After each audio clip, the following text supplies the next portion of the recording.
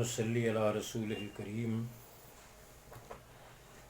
یہ رب ذوالجلال کا بہت بڑا احسان اور انعام ہے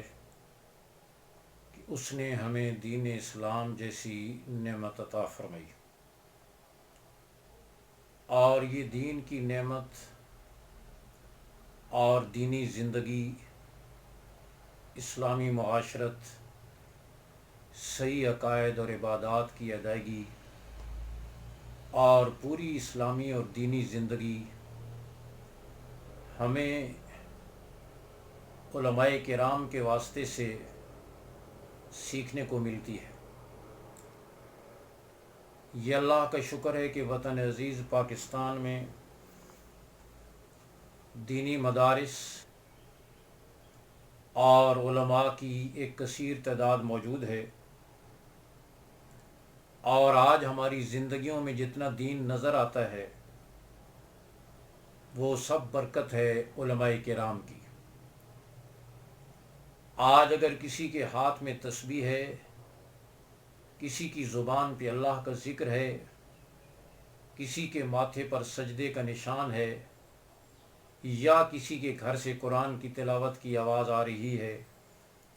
یا کہیں اسلامی معاشرت کی جھلک نظر آتی ہے، تو اس کے پیچھے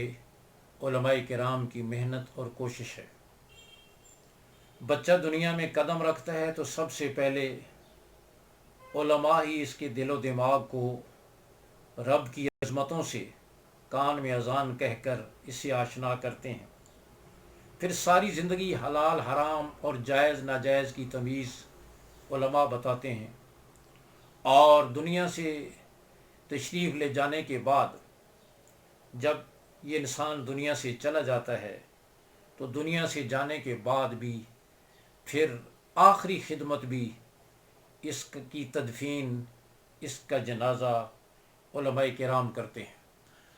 تو مسلم معاشرے میں قدم قدم پر علماء کرام کی خدمات ہیں، اور علماء کرام کی ہر مسلمان کو ضرورت پڑتی ہے، اور یہ ضرورت بوڑھے اور جوان کو، مرد اور عورت کو، امیر اور غریب کو، شہری اور دیہاتی کو، ہر ایک کو یہ ضرورت پیش آتی ہے۔ اور الحمدللہ علماء کرام اپنے وسائل کے بل بوتے پر یہ ضرورت پوری کر رہے ہیں۔ اس بنا پر علماء کرام کا ادب و احترام اور ان کی قدر مسلم معاشرے پر لازم ہے کہ یہ روکھی سوکھی کھا کر، معمولی تنخواہ پہ گزارا کر کے، مسجد کے کسی تنگ حجرے اور چوک میں گزارا کر کے الحمدللہ قوم کا رشتہ کلمے سے جوڑے ہوئے ہیں اور قرآن سے اور دین سے جڑے ہوئے ہیں۔ اس وقت ماہ مبارک میں ان موجودہ حالات میں بھی الحمدللہ علماء کرام کے دم سے احتیاطی تدابیر کے ساتھ مساجد میں قرآن سنایا جا رہا ہے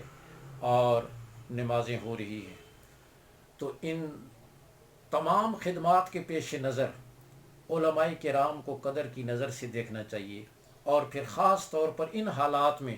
جب کہ پاکستان کے اندر اتفاق، اتحاد اور اجتماعیت کی ضرورت ہے۔ یہ جو وبا آئی ہوئی ہے، اس وبا سے نجات اتفاق، اتحاد اور رجوع اللہ، توبہ اور استغفار، دینی زندگی کو اپنانے سے ہی ہو سکتی ہے، اور علماء کرام اس سلسلے میں ہماری رہنمائی کر رہے ہیں۔ یہ بھی خوش آئند بات ہے کہ پاکستان میں الحمدللہ اس وقت علماء کرام اور حکومت ایک متفقہ معاہدے پر پہنچے ہیں، اور باہمی اتفاق رائے کے ساتھ تمام مکاتب فکر کے علماء کے اتفاق کے ساتھ ایک معاہدہ طے ہوا ہے، اور اس معاہدے کے تحت الحمدللہ عبادات کی ادائیگی ہو رہی ہے اور علماء کرام رہنمائی کر رہے ہیں۔ لیکن ان حالات میں بھی بعض علماء کرام کو ٹارگٹ کیے ہوئے ہیں، اور ان کی تان آ کر علماء پر ٹوٹتی ہے۔ یہ بہت کم نصیبی کی بات ہے۔ رمضان مبارک کا مہینہ تو ویسے بھی صبر کا مہینہ ہے، برداشت کا مہینہ ہے، تحمل کا مہینہ ہے، باہمی ادب و احترام کا مہینہ ہے۔ ایک عام مسلمان کی حرمت بھی ایک عام مسلمان کی عزت و تکریم بھی وہ بیت اللہ سے بڑھ کر ہے۔ اور پھر عالم دین جس کو علم کے ساتھ نسبت ہے، جو حضور اقدس صلی اللہ علیہ وسلم کے وارث کہلاتے ہیں۔ آپ صلی اللہ علیہ وسلم نے ارشاد فرمایا، العلماء ورثۃ الانبیاء، علماء انبیاء کے وارث ہیں۔ ایک علم کی نسبت ہے، اس علم کی نسبت کی وجہ سے علماء کرام کا ادب اور احترام بہت لازم اور ضروری ہے۔ اور پھر ظاہر ہے کہ انبیاء معصوم ہوتے ہیں، علماء معصوم نہیں ہوتے، بعض اوقات غلطیاں بھی ہوتی ہیں اور لغزشیں بھی ہوتی ہیں، تو ان لغزشوں کو بھی درگزر کرنا چاہیے اور علماء کے ادب و احترام میں کمی نہیں آنے دینی چاہیے۔ یہ نہیں کہ کسی عالم سے کوئی اختلافی بات، اختلاف رائے کی بات ہو، یا ہماری مرضی اور مزاج کے خلاف بات ہو، یا کوئی لغزش ہی ہو